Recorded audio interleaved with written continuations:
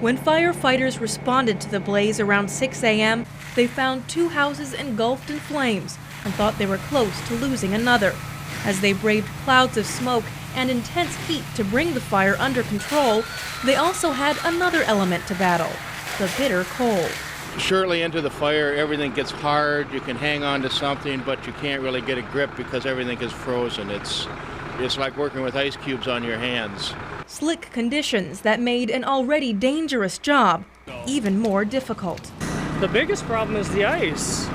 You know, if you're climbing up a ladder on the outside of the building, if you're not hanging on for dear life, you're going to come down. The combination of frigid temperatures and spraying water left ladders stuck and hoses frozen. A sheet of ice covered the street, even equipment, built up in firefighters' masks, making it hard to see or breathe. And the first thing that you lose is your visibility through the mask, because that ice is over and now you're done. But even with the treacherous conditions, firefighters avoided serious injuries this time.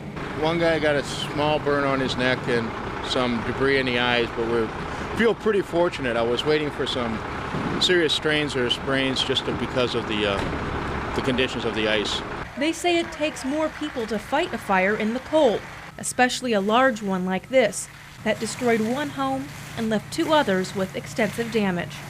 In Duluth, Kim Kaiser, News 6.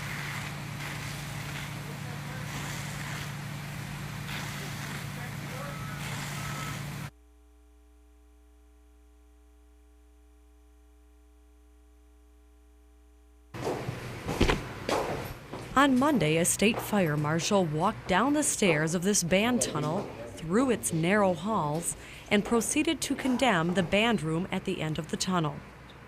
At this point, it's impossible to use the room. And like I said, it would take major renovation to even use it.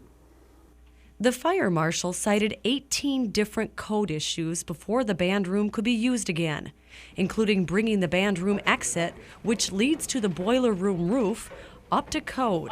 Avelsgaard says the condemnation because of student safety doesn't surprise him, but he was surprised to learn the school can't even store its band instruments. Tubas, drums, a piano, and xylophones have to go as well. That's what he said. Cannot use the room for anything. A $34 million referendum that would have built a new school pitted neighbor against neighbor in the Lake Superior School District and was soundly defeated December 7th. Some taxpayers are wondering if school officials called the fire marshal, hoping a condemnation could push a new vote in favor of a new school. Someone in the community, not a school employee, had contacted him, and I automatically thought that was a phone call. He said, no, it wasn't a phone call, but they contacted him. I have no idea who it is. But the big question now is when these kids come back January 3rd from Christmas break, where will they go? Avelsgaard says there's no way to meet code requirements in the time allotted or in the school's budget. I don't think it's going to happen. I just think we're not going to have band down there anymore. A possible solution could be holding practice and housing instruments in the school auditorium, or moving band to an elementary school 2 blocks away. Options many agree are a temporary fix to an ongoing problem. In Two Harbors, Maureen Tallarico, News 6.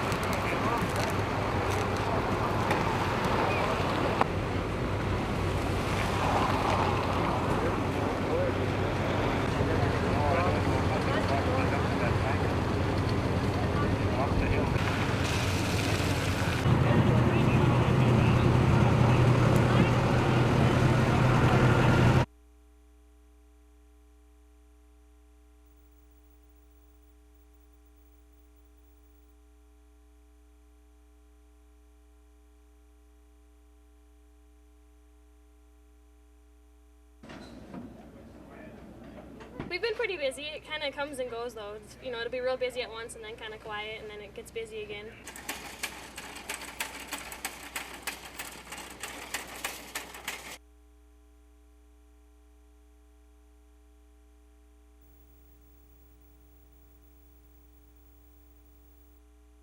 So if someone calls and asks you for that information, please hang up and call back your financial institution and see if it's legitimate, because most likely it would not be.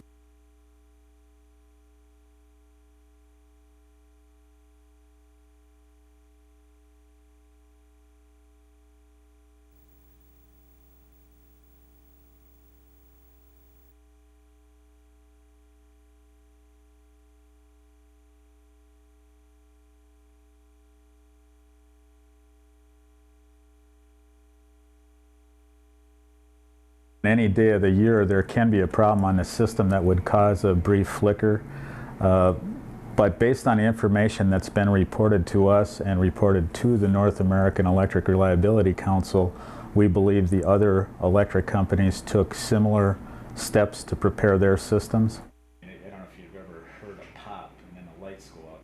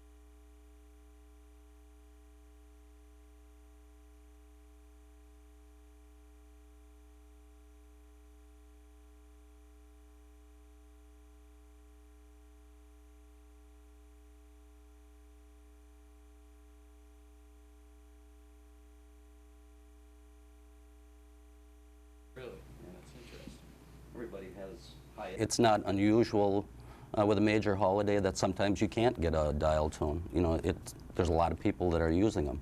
I think people should be cognizant of that and, you know, just avoid it.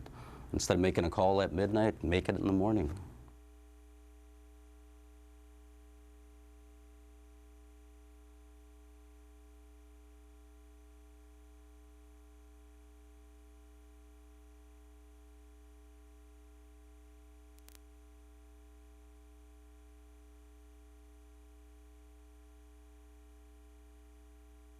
Like I said, I'm, in all hopes, I think it's going to be a boring day for you all. That, a lot of anticipation, a lot of stories about it, but I really think it'll be anticlimactic in the end. I think the Gopher game will be a lot more exciting.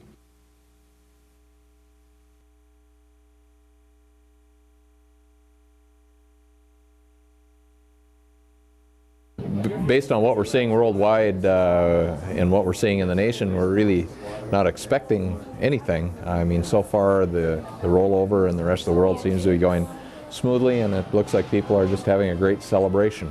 That's what city leaders are predicting for Duluth, too. A festive welcoming of the year 2000.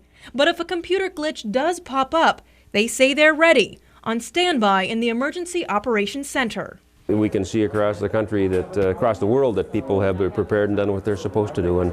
But if something goes wrong, we certainly have the troops available and everybody in place to take care of any problems that might occur. We're looking at transportation, communications. Duluth Fire Chief Dan Haas is using the internet to keep state and federal officials up to date with what they're monitoring in Duluth, from the 911 service to electricity to water and waste management services. He says people can go to their local fire hall if all communication were to break down. It's a place to go. If you have a concern, you can't get to 911 or you need help, you can go to your fire station. But even with all the work to set up a command center that can send out law enforcement or emergency crews at a moment's notice, everyone expects a smooth Y2K transition. When it's all over, I think we'll kind of yawn in the new year and all go home and say, we all did our job.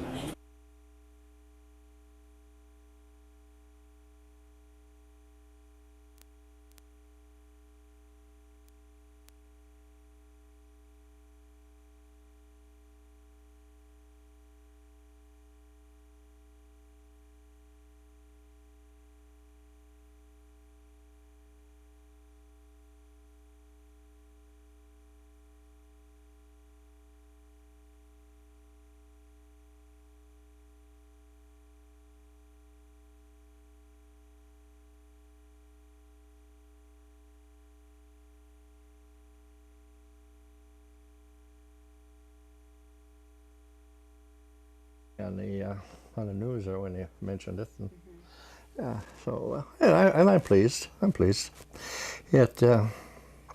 I don't know why there should have been even a question about it, but they keep citing law. And, but if the guy has admitted it before, forget all the technical terms, the guy admitted it, so hey, I thought it was clear cut.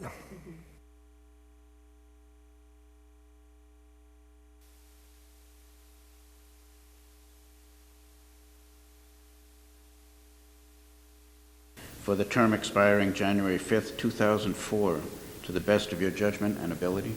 I do. As Duluth Mayor Gary Doty approaches his third term, he says he couldn't imagine living in a better place.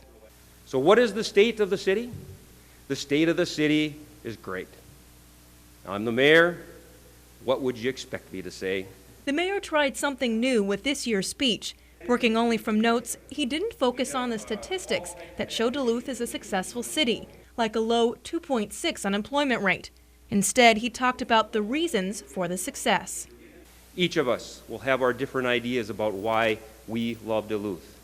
That's why we've been successful, because we have people in this community that love this community and care about what takes place. The mayor only briefly mentioned some of his key goals, like bringing more technology jobs to Duluth and jazzing up the Bayfront. But city councilors are already looking ahead. You know, we don't need to sit here and rest on our laurels. We need to constantly be pushing ahead and advancing. New council president Greg Gilbert says they want more people to have a say in city government. Building bridges. I mean, people in the administration and people in the council need to reach out to people that want to be more involved in our city and get them involved and get the good energies from people and get them working. So that's what we want to accomplish. And for new city councilors, listening to the mayor's speech helped renew their energy to do their best for the community. He tried a new technique, just kind of speaking up from notes and rather than a prepared speech, and just talking about the strengths of Duluth, and I thought that was really refreshing. In Duluth, Kim Kaiser, News 6.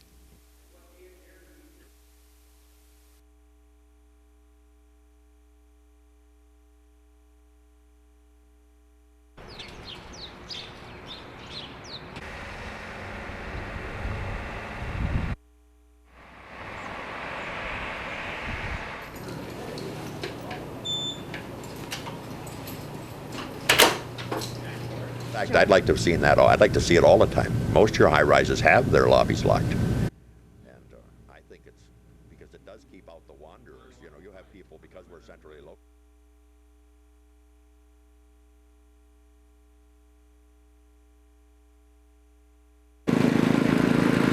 This is the first time this winter that Sylvan Bergstaller pulled out the old snowblower. We wanted to make sure it was working if we get bigger snows later. Many Northlanders say it's about time. I think we've waited long enough for it. They're happy to see a little more snow. It's teamwork.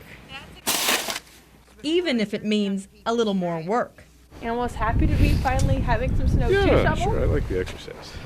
If the folks who have to work in the snow are happy, just think what this means for those playing outside, whether they're sliding by on skis or strapping on snowboards. I think everybody wants snow, so I know I do, just so I can get out on a snowboard and snowmobile, and I think a lot of other people feel the same way. But many outdoor enthusiasts, like the Denfeld cross-country ski team, hope this snow is just the beginning. Good, but not quite enough. We need more. I wanted snow all day so we could get a blizzard, so we could have like trails to ski on. Whether they're enjoying the snow or simply pushing it out of the way, most Northlanders say at least it's a good start to the snowy season. Yeah, every day you wake up, you kind of wonder if winter is ever going to get here or be here, but you know, the snow helps, makes you believe. In Duluth, Kim Kaiser, News 6.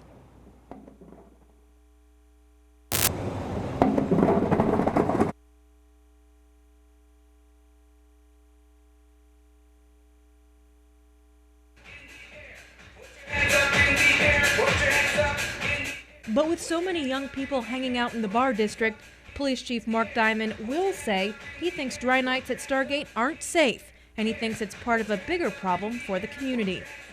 I believe there is a violent atmosphere in our North Tower Avenue area. I believe also that our community has a serious underage drinking problem. Last night, he went before the Superior City Council with these recommendations. He's asking for 2 more patrol officers in the area. He wants a council committee to meet with state alcohol enforcement officials to find out more about regulating dry nights or liquor licenses.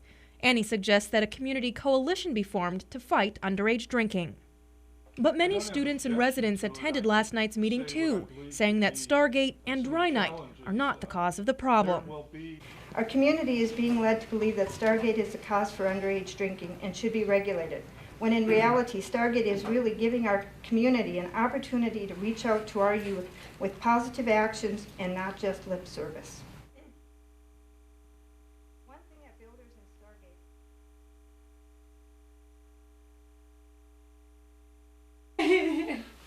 17-year-old Angie McDonald is getting ready for a big night. It's great. It's great. I love it. It's so much fun. You know, coming back to doing something that I loved. I missed it so much. Nearly 2 months ago, Angie's spinal cord was severed in a car crash, leaving her paralyzed from the waist down. After my accident, I thought, you know, everything's over. I don't know. I didn't know what I'd be able to do. I thought, you know, I'm just going to sit home and do nothing. But instead, she's doing just the opposite. I never dreamt that at this date she would be where she's at today. Outpatient therapy, ready to go to school, and wonderful. She's a true inspiration. She's taken all the challenges and jumped over every hurdle, and we're very proud of her. While Angie was in recovery, the community pulled together to put an addition on the McDonald's house. In just 17 days, friends, family, and even strangers built Angie a ramp, a new room, and a handicap-accessible bathroom. I didn't know what I was going to do before.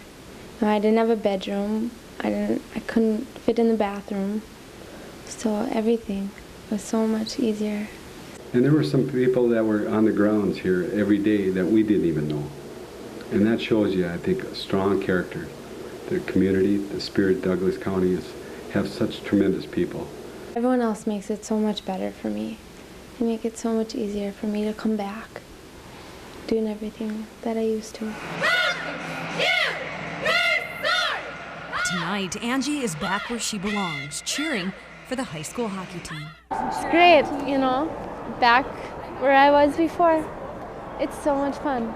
Angie may look a little different than the rest of the team, but it's not the wheelchair that makes her stand out. It's the huge heart and friendly smile she takes with her everywhere she goes. She's the same person. She's doing things a little different, but she's still doing everything that she's always wanted to do. There's nothing wrong with me, you know? I'm fine. I can do everything.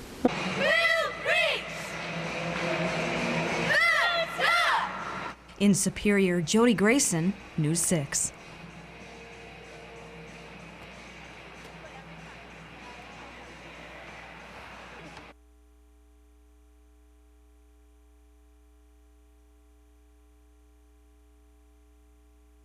And I seen him out the corner of my eye. He came around, and he was probably maybe at the most 30 yards away. State officials want to talk to this man, one of 2 suspects in a poaching case over not 1, but up to 11 dead animals. Well, they definitely would meet our definition of poachers, these individuals in here. And in fact, they're the worst kind of poachers in that they're taking them just to be taking them. There is no need for the meat, as you can see, or you wouldn't let it lay for 3 days without dressing the deer out. They don't take care of them the way a normal deer hunter would take care of his meat that he has harvested. So they're definitely poachers, and they're in for it for the thrill of killing the animal, not for any type of need that they may have. Well, this is my first buck of the year. As you can see from the footage before on that tape, it's bigger than Rod's this year. All 6 of his this year. State conservation officers are outraged by this flagrant violation. They're the worst kind of poachers in that they're taking them just to be taking them. There is no need for the meat, as you can see, or you wouldn't let it lay for 3 days without dressing the deer out. They don't take care of them the way a normal deer hunter would take care of his meat that he has harvested. So this hunter agrees. When people poach like that, it shows a deep disrespect for the animal. David Zentner is National Director of the Isaac Walton League of America. He says poachers' disrespect for the deer and the law is a disgrace. We still have poachers who appear, first of all, to be on ego trips to kill trophy animals, and in the process they steal that opportunity from law-abiding, ethical outdoorsmen and women. And he says poachers give the sport of hunting a bad name. They also probably add to a negative impression to people who don't hunt. The men and women I know that are quality hunters and fishermen respect the deer, respect the pheasant, and do not take life lightly. A difference, he says, that makes sport hunters a breed apart from poachers. In Duluth, Jana Katsuyama, News 6.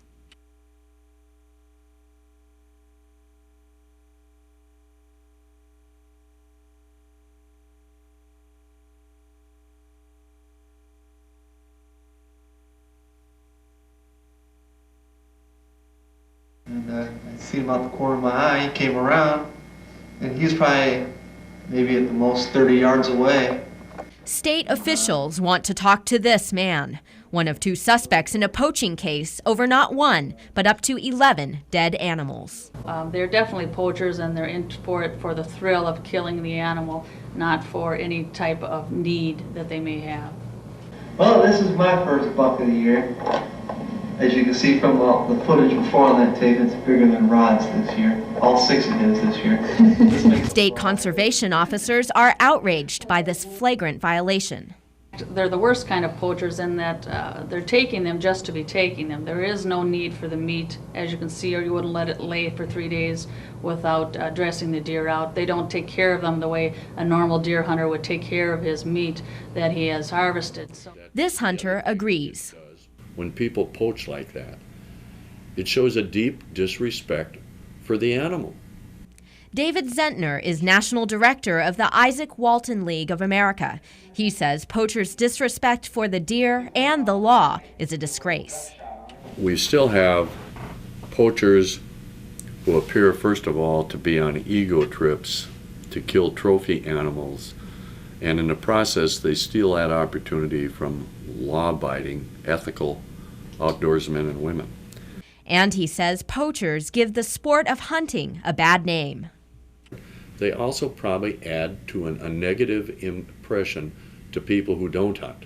The men and women I know that are quality hunters and fishermen respect the deer, respect the pheasant, and do not take life lightly.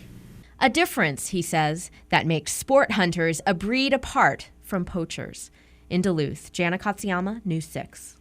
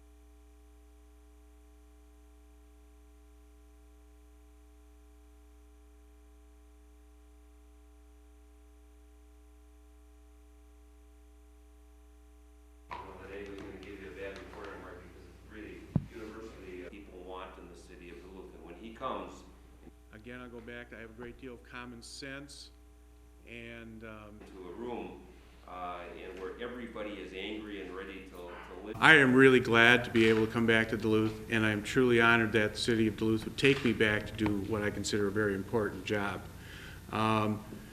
Many times when this new administrator will come in, they might have an agenda. I have only one agenda, and that is to do the best job that I can to make sure that Duluth stays a great place to live and to work.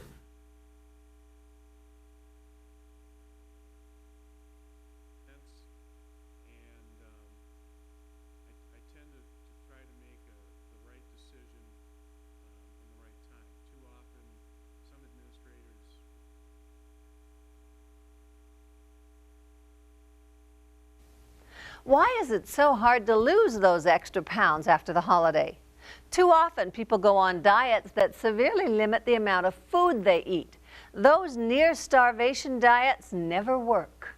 If you undereat too much by going on a diet, the brain thinks it's a time of starvation. There's actually chemical changes that occur in your brain that make food more tempting, and the net result for a lot of people by going on a restrictive diet is they lose control over eating. Before you know it, the brain craves food just like an irresistible drug. People that go on a restrictive diet are more likely to experience cravings for food more than they ever have before. So the more restrictive dieting a person does, the more difficulty they will have in controlling their eating for the rest of their life. So what should you do to lose those holiday pounds? The secret is you eat a low-calorie, high-density diet, which means you eat about as much as you want, but it must be low in sugar and fat. That means leaving those cakes, cookies, and chocolates behind. Another way to shed those unwanted holiday pounds, of course, is to exercise. Experts recommend 5 hours a week of some form of exercise that you enjoy.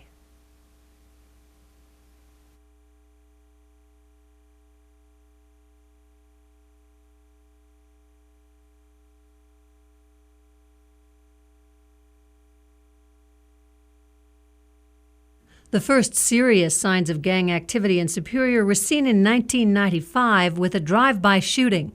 A teenage gang member was charged with attempted murder. Authorities immediately took a hard line.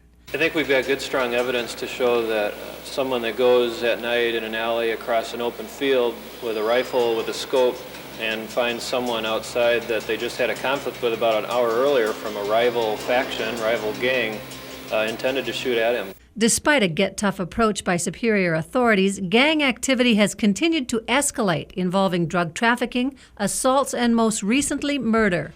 Carl Peterson was killed in his home as he slept. Investigators say Imperial gangsters plotted to kill him.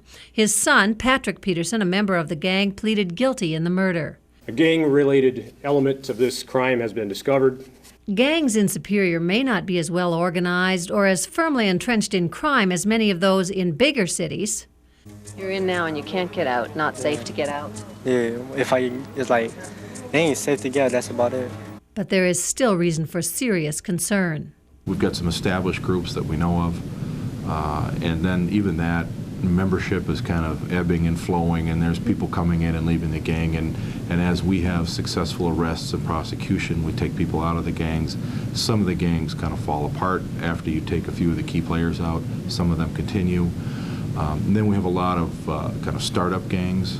Some authorities say one of the major problems in curbing gang activity in Superior is a failure to recognize it and to tackle the issues that are driving more kids into gangs. The community as a whole has to look up and say, you know, we do have homeless kids in this town. We do have kids who don't eat proper nourishment meals. We do have teen pregnancy. And then once you see what you have, let's work on working with those problems. Many believe kids need to be offered alternatives to joining a gang, given places where they can belong and be part of a group. Centers like the Boys and Girls Club offer kids a safe place to hang out and get involved in creative activities. Here's a computer room. There's ninja class. Taekwondo, that's Taekwondo? Yeah, basketball practice. It's right now on.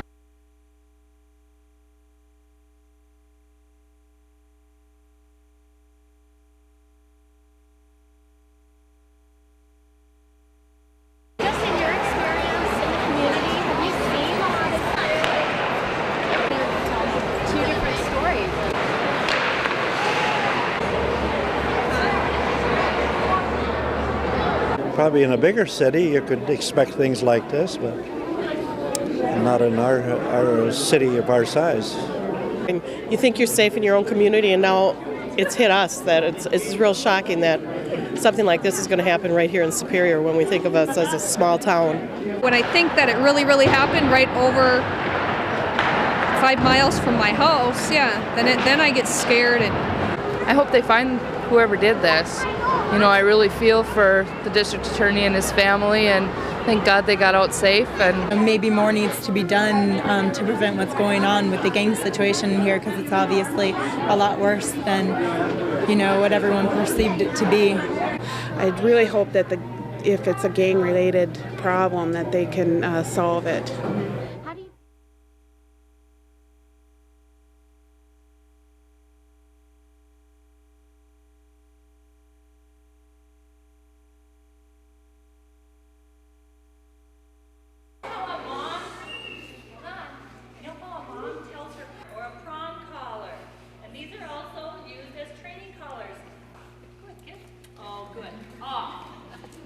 I guess just overall that having a dog is fun, but it's also a great responsibility. I didn't bring those. I don't know what they're for. Okay. Someone in the back? I liked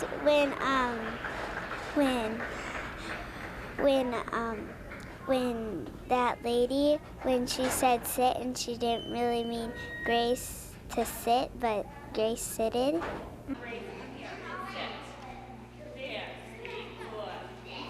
Still pant. And notice where the and in the summertime, when I say they can still pant, even when they're hot. And again, even though it looks like a muzzle, it's really, really not. They could still bite, although Grace won't bite. Have you seen it? What is this? A spike collar or a prong collar. And these are also used as training collars, only they have a little bit more oomph to them. Okay, so when the dog is not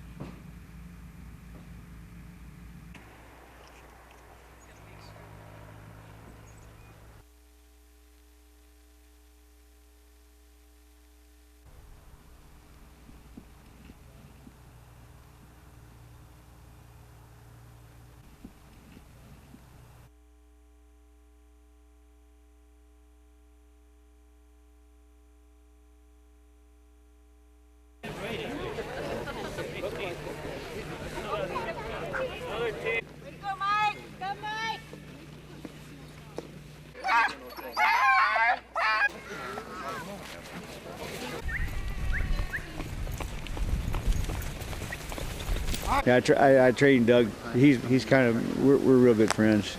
I trained him this winter. So right now, is it looking like he's your stiffest competition? He's my competition. Yeah, I have to take a stick at him over the head or something. I trained him too good.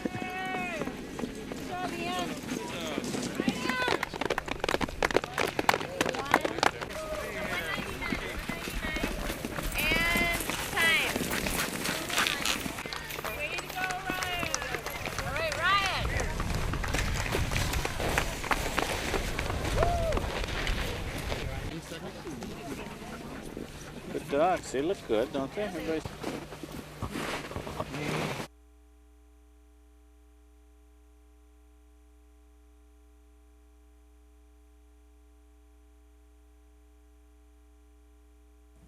The families impacted by this believe it would have helped or would. Chairman of the subcommittee task force that worked on this bill is with me to my right.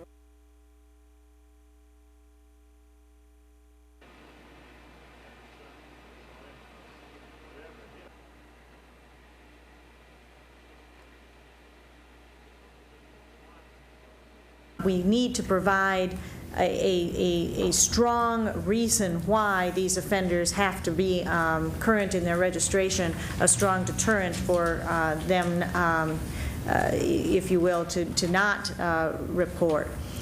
She's become an articulate spokesperson on these issues, and I would ask that she be first. This offender that committed the crime. He may or may not be registered.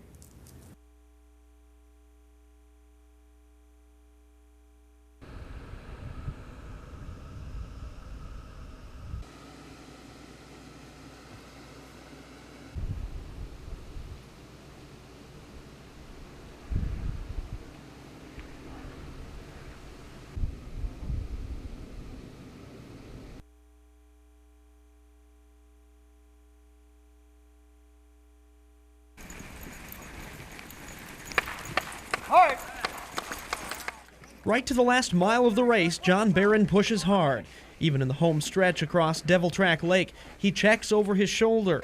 As Barron's team crosses the finish line, he receives a hero's welcome from those who followed his progress over 3 days and nearly 400 miles. But Barron knows his lead was shrinking fast. You made the mistake of selling him those dogs. Well, you know what? I'm kind of proud of him. Race officials tell John what he already suspected. The man he taught to mush was gaining on him in the final 60 miles. You pretty impressed with how he's done, given the fact that he was previously mostly a mid-distance and sprinter? He was not even that. Last year he was like, didn't know really which end of the harness to put on the dog. This guy is like awesome. Doug Grilio pulled in just 28 minutes behind Barron. Fans congratulate Doug, but the symbolic moment Doug says he'll always remember, his mentor giving him praise for a hard-fought race. Yeah, as I was kind of in the dark ages last year, and I ran a couple of races, and you know, this was like just going from being completely unprepared to running a fairly professional dog team. For taking second place, Grilio takes home about $4,000. I'm not a professional. I have a full-time job. So yeah, the purse is nice to help defray all the expenses, but I'm not trying to make a living at this either. Grilio says he'll be back next year to compete. Meanwhile, two-time champ John Barron is headed to the Iditarod next month, nursing his dogs back to better health after they caught a virus during the bear grease. Whenever you go to a new place, like going to a school or something, you always find these new viruses. So I'm just hoping I can bring it back for the Alaskan guys and share it with them. At the finish line on Devil Track Lake, Jason Rice, News 6.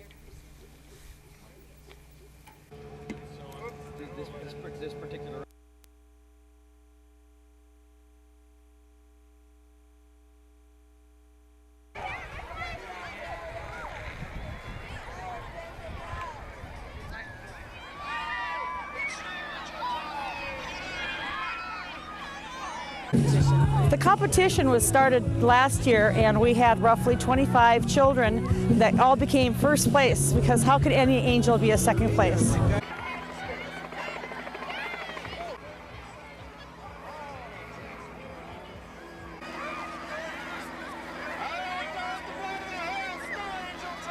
It's something that we could do that's unique to the community, and I think it's really going to be great. You know, whether or not we get in the Guinness Book of Records isn't what's really important. What's really important, first of all, is that we're going to get hopefully 1,000 to 2,000 people out here today that are going to honor Katie Poyer and support her family.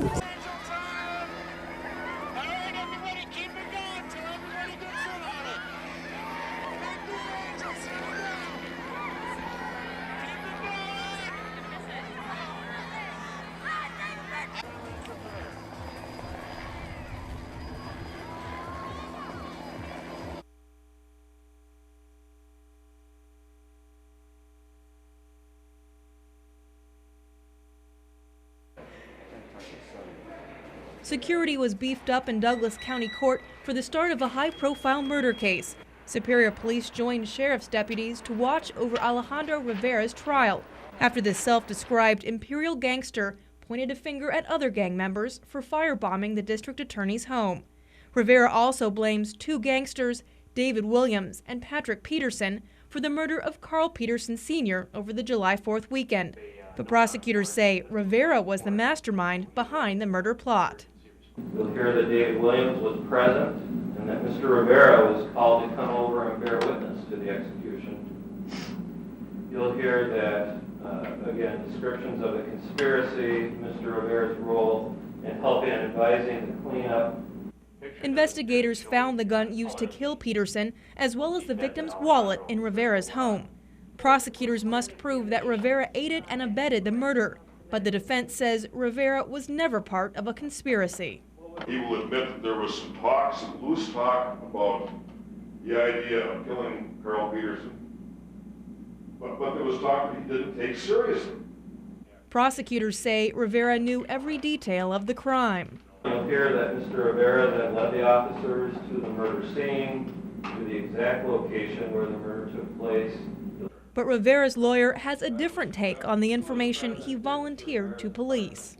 This murder probably would never have been solved except for my client's help.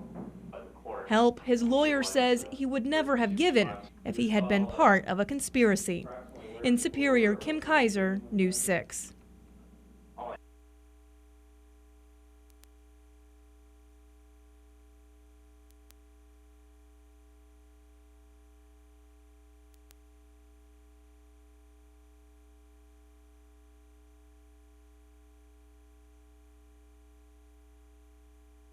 From the witness stand, David Williams read his testimony, how gang leader Alejandro Rivera kept calling the morning of the murder, wanting Williams and Pat Peterson to kill Pat's dad. And then he calls up and he goes, all right, man, I'm coming down there. I'm on my way. I'm about to do it. I'm going to do one of you guys in too. Williams' testimony is the strongest evidence linking Rivera to the crime. But District Attorney Dan Blank has also presented physical evidence. Rivera's phone calls to the Peterson house the day of the murder. A gun, believed to be the murder weapon, found in Rivera's apartment along with the victim's wallet. But last July, Alejandro Rivera told his version of the murder to police in a videotaped interview. I wasn't there. Technically, it's hearsay what they're saying. You'd have to prove I said it. Rivera claimed that David Williams and Pat Peterson plotted the murder themselves, and he never took them seriously. He said police were trying to make it a gang crime, and that he had nothing to gain from the murder. After the prosecution rested its case, the defense asked the case to be dismissed. The judge rejected that motion, and court adjourned early. Rivera's mother, Justin from Chicago, was sitting at the back of the courtroom. Rivera's attorney says she will be one of the defense witnesses. The big question remaining is whether Rivera himself will take the stand and testify in his own behalf, something defense attorney Keith Peterson must decide before the jury returns at 9 a.m. Thursday morning. In Superior, Jana Katsuyama, News 6.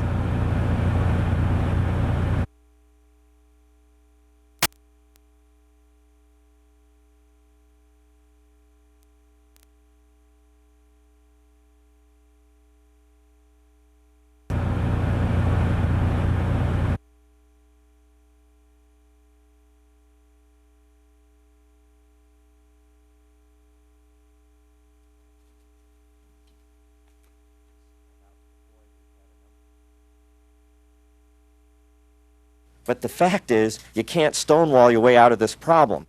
We are entering a very difficult era where we must do everything possible to protect not only our soldiers but our civilians from chemical and biological weapons. But we can't pretend that old technology is going to do that. We need to fess up our problems and tackle it. And I say that as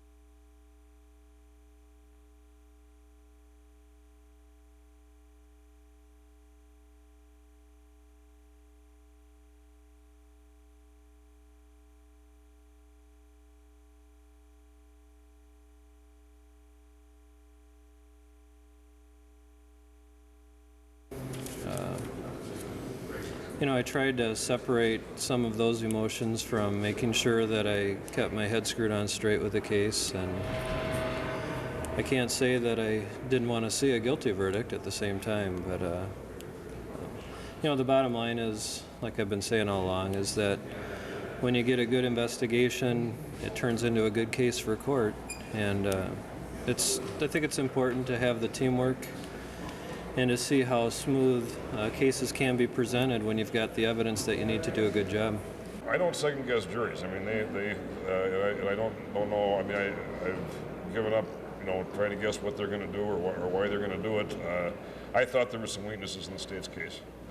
Obviously, I argued that pretty vigorously this afternoon. But you know, this is our system. This is the way it works. You know.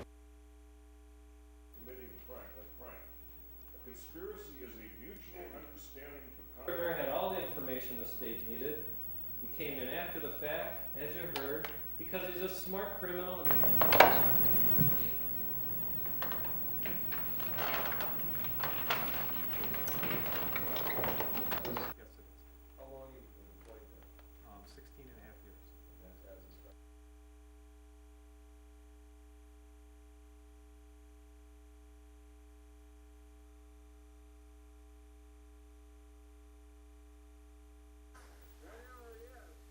Can't believe I did that. It's pretty amazing. Wendy Balsley had been fishing for walleye up on Lake of the Woods, but suddenly something else, something big, tugged on her line. He didn't fight very much. I mean, as you can see, it just kind of, he pulled when he was ready to go. And Wendy was tired after 2 hours of reeling, but it proved to be even trickier to get the fish out of the ice. Put him down and turn it sideways. Wendy's friends had to drill a second hole. They borrowed chisels and other tools to scrape out enough ice for the fish to slide through. Put that gap back in. Boy, is this thing huge. yeah, we were hoping it was over 45 inches because, you know, we have to throw him back if it wasn't. So we didn't think it was going to be bigger than that. We didn't think we were going to get him up. That's because she was using a light fishing line that could break over 4 pounds. That's the impressive part, it didn't break. But with a little teamwork and a belt around the tail, they pulled out a 65-pound lake sturgeon.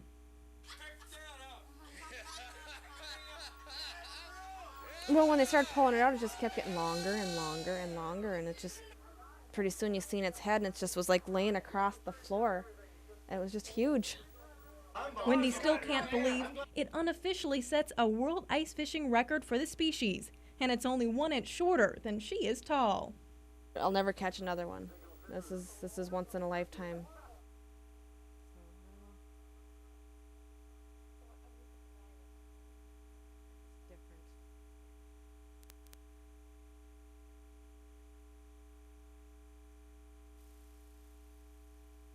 For many Northlanders, helping a neighbor in need is as natural as breathing.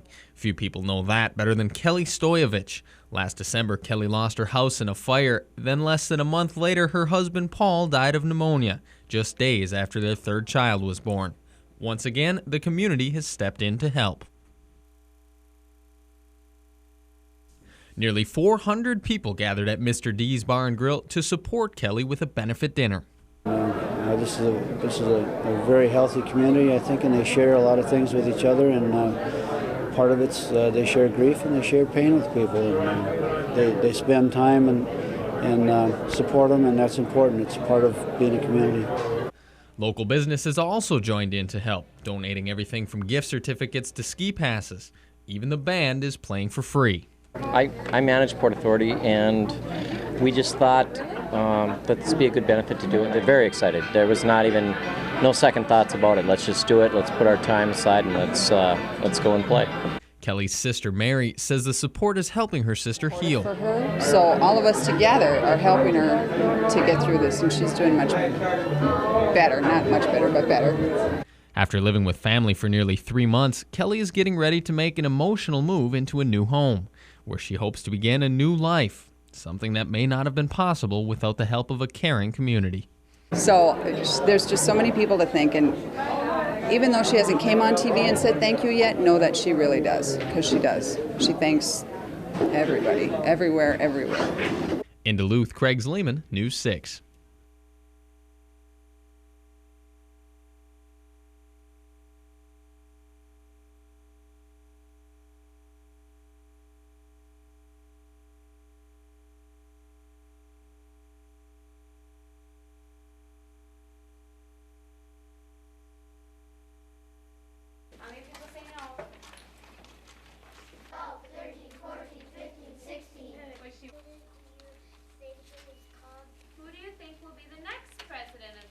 First President of the United States. All together? George Washington. Abraham Lincoln lived in a log cabin in Kentucky.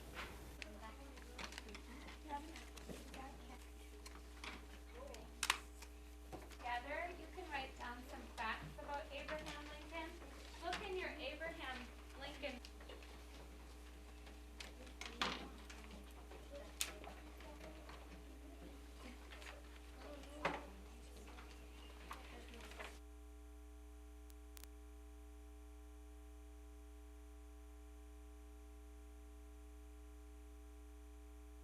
We're just trying to find him and making sure we're talking to all the people that may have information. We've spent a lot of time surveilling a number of residents and locations where he may be or where his friends or acquaintances may be.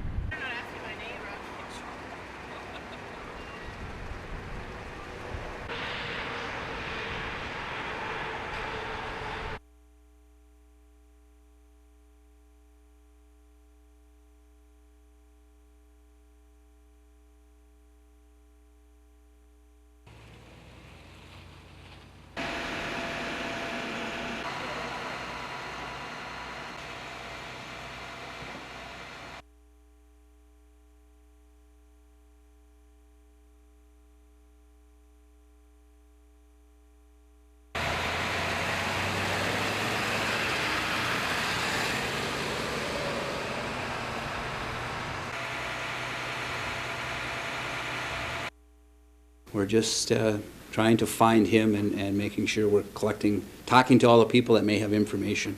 We've spent a lot of time surveilling a number of residents and locations where he may be or where his friends or acquaintances may be.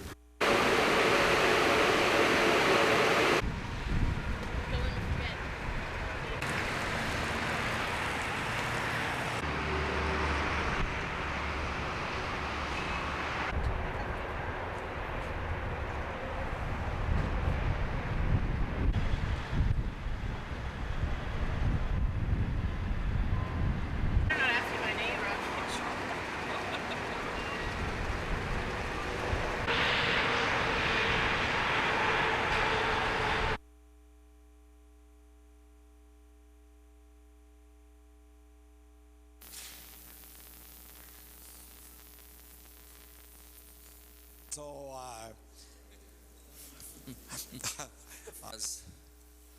the responsibility and the charge. In terms of the merger of the two departments, they shut the public out.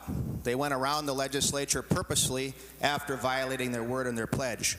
They've admitted that. Fourth, we have a law in this state that says that governors can't merge departments when the legislature is not in session. They bent the law, they went around it, they left a little division hanging there, but clearly the spirit of the law was broken.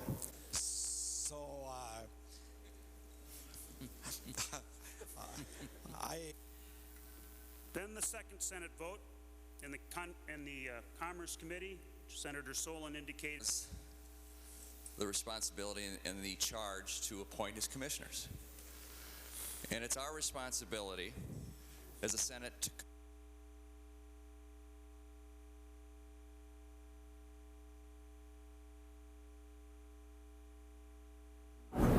really dark.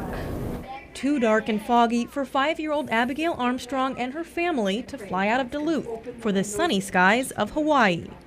Trying to find things to occupy the time. Only a coloring book and a new friend make the wait bearable, more than 7 hours after they had hoped to be on their way. And they kept waiting for the fog to clear, and finally the pilot announced that we were taking off.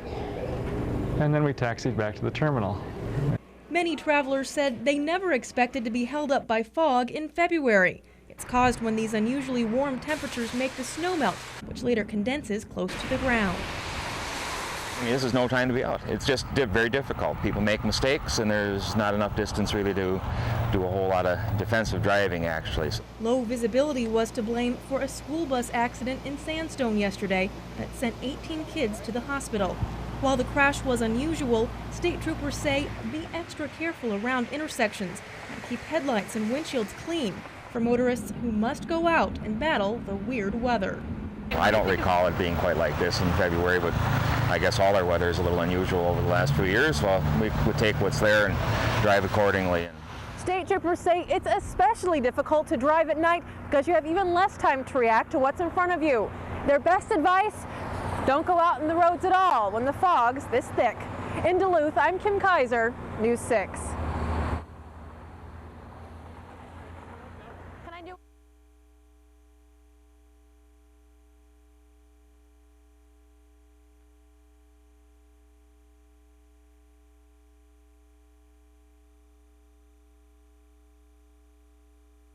Don't go out in the roads at all when the fog's this thick. In Duluth, I'm Kim Kaiser, News 6.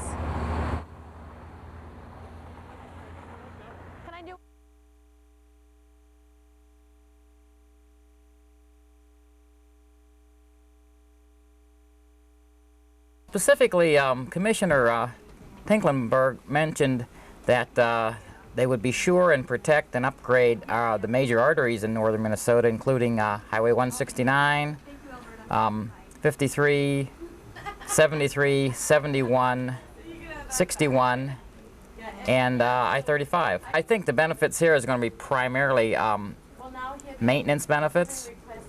And in the case of Highway 61, there will be some specific upgrading directly below Grand Marais. One of the big points they both Overstar and the commissioner made in this conference was that Ventura is the first Minnesota governor in recent memory to actually come out strong on transportation issues. Ventura has made the statement that there's been enough planning done, it's time for some action. And the commissioner of MnDOT and Overstar are both kind of standing in the wings waiting to do whatever they can to make that action come about. The basis of the governor's plan is a cap on the tax for motor vehicle registration. He wants to put a maximum of $75 on this, a minimum of $35. That's kind of like the carrot in this thing. That'll get public support behind this, and maybe kicking the rest of his plan, which involves taking motor vehicle registration money and putting it directly into highway maintenance.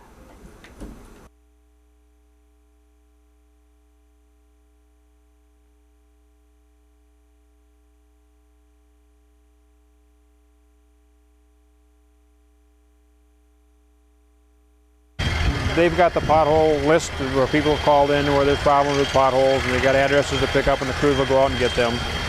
Flushers are ready, so we can start cleaning the streets and getting the sweepers ready to go. And then we have certain trees that have to be trimmed, and flagpoles to be prepared.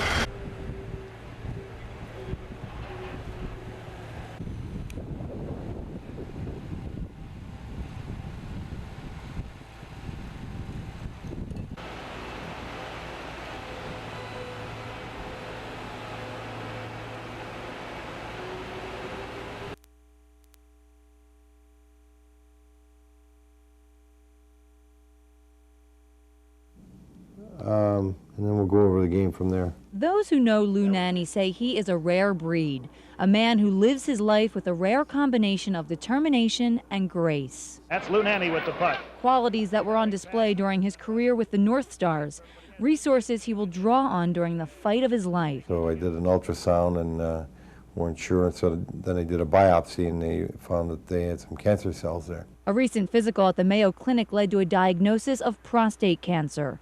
Nanny gets a complete workup every year, a routine that may save his life. I would like to use him as an example to men for how to be taking care of yourselves, how to be proactive in your own health care, getting annual checkups, and finding out at an early stage where you do have the potential for a cure. It's something that in this day and age, as my doctor says, we catch it early enough, no one should die from it, and hopefully that's what I've done. Reed winds up and fires. Tom Reed's friendship with Lou has lasted far beyond their years in North Star jerseys.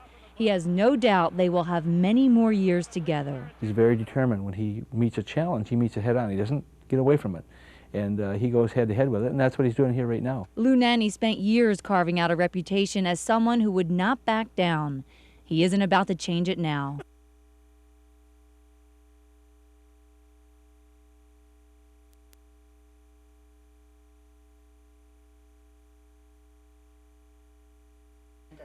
Still doing it now. The new person teaching it is 465. I did teach over there reading the content, and at 200 was a variety of people. You know, you could see who the names were because, as I said, there were a lot of people. I really enjoyed that. Have you thought about pursuing it?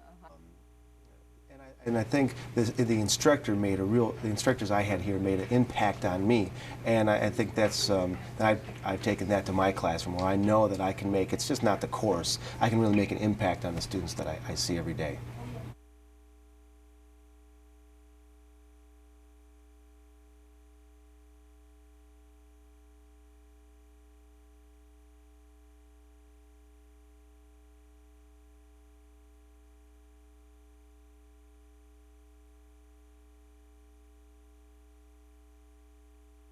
care.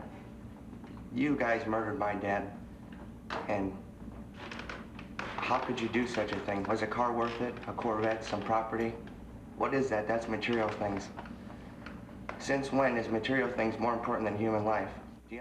Carl Peterson Jr., son of the victim and brother of one of the convicted gang murderers, expressed what family members and the entire community has been struggling to understand. District Attorney Dan Blank and the victim's family addressed Alejandro Rivera first, asking for the maximum sentence. They cited Rivera's recent threats of more gang violence in Superior, saying he was beyond rehabilitation. Rivera's attorney claimed the gang leader should receive the same chance for parole as the other gang murderers, but the judge disagreed. Later in court, the family spoke again for Patrick Peterson's sentencing.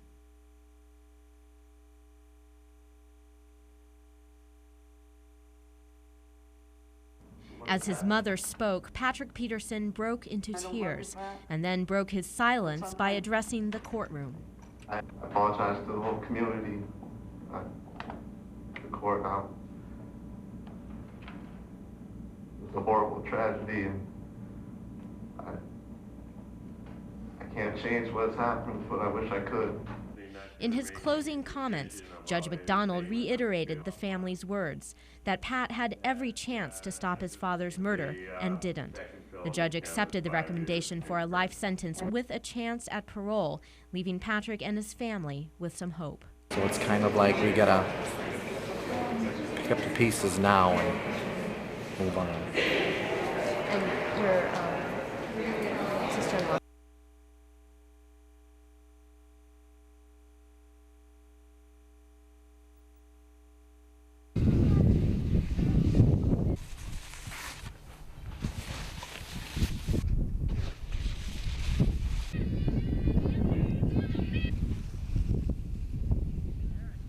That's about $15,000 worth of snow right there.